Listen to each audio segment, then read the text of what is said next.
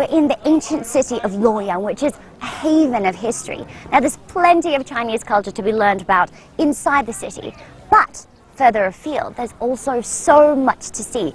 And today, we're going to take you to the cradle of Chinese Buddhism. Hi, I'm Katrina Yu, and welcome to Travelogue. But first, let's start out in the iconic and spectacular Longmen Grottos.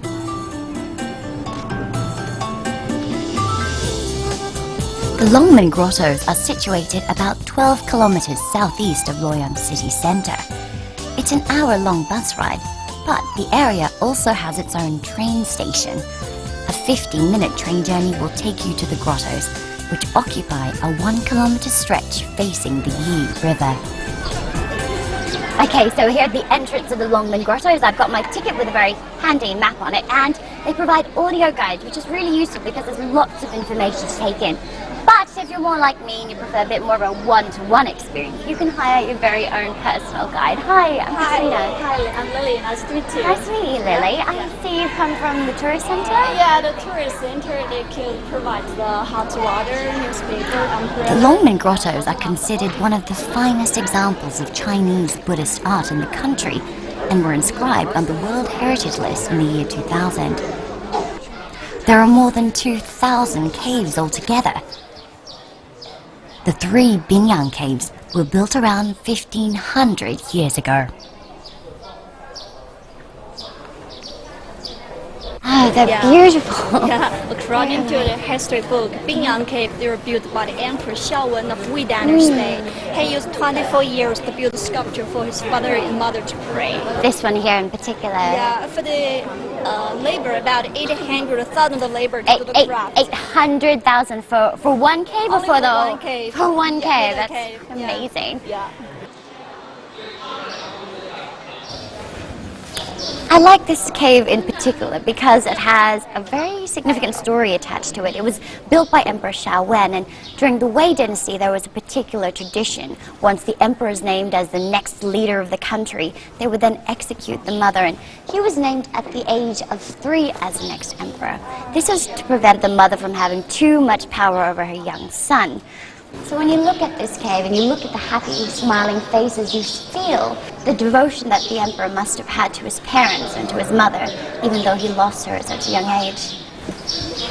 The statues in the Longmen Grottos were built mainly during the Northern Wei and Tang dynasties, and the differences between the periods can be seen in the statues themselves.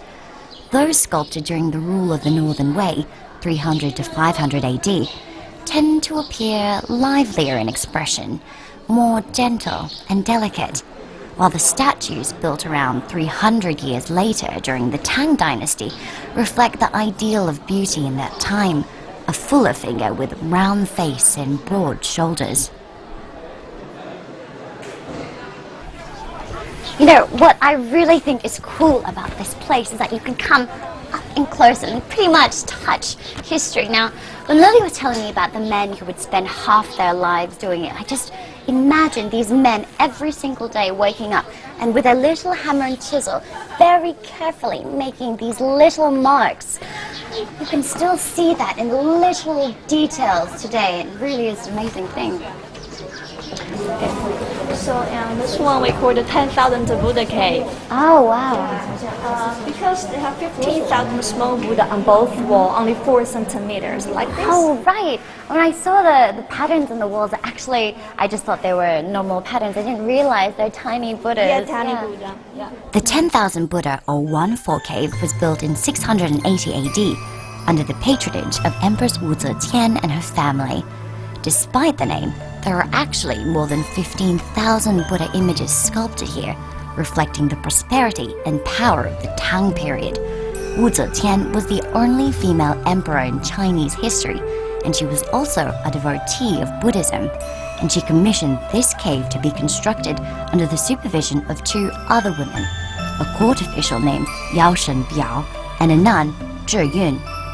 During the Tang dynasty, women were given unparalleled status and influence, and it's perhaps the only period in ancient China where 3 females could have spearheaded such an elaborate and expensive project.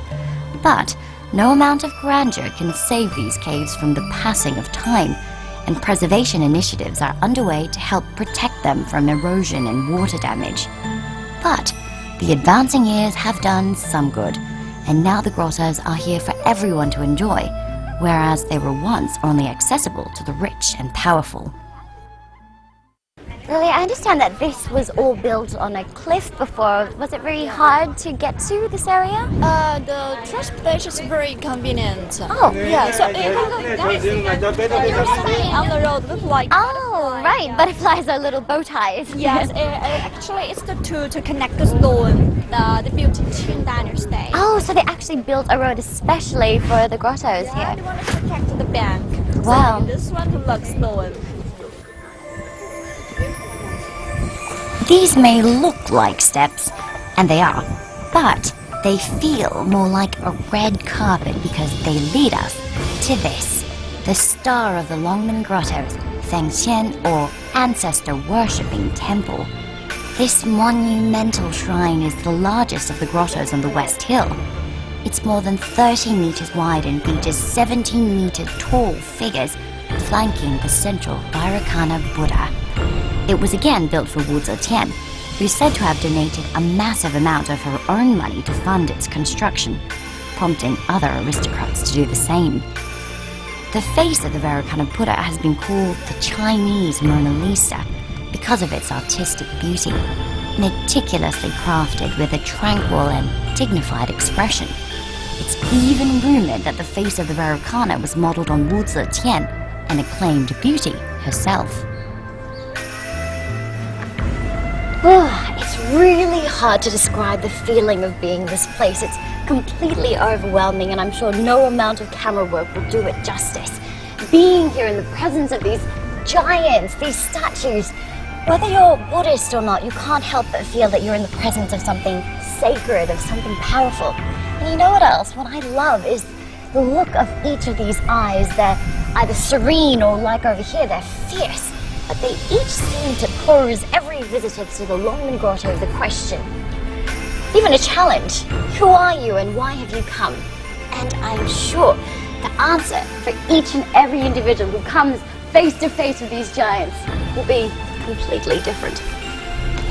My visit to the Longmen Grottos has been an unforgettable encounter with history, and I'm sure it will be for you too.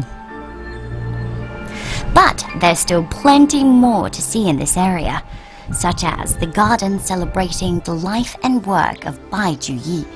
He was a great Tang Dynasty official and poet, and many of his works are still popular today. Bai Juyi's grave and plaques recounting his best-known poetry can be found here, as well as some peace and quiet, perfect for enjoying a relaxing afternoon.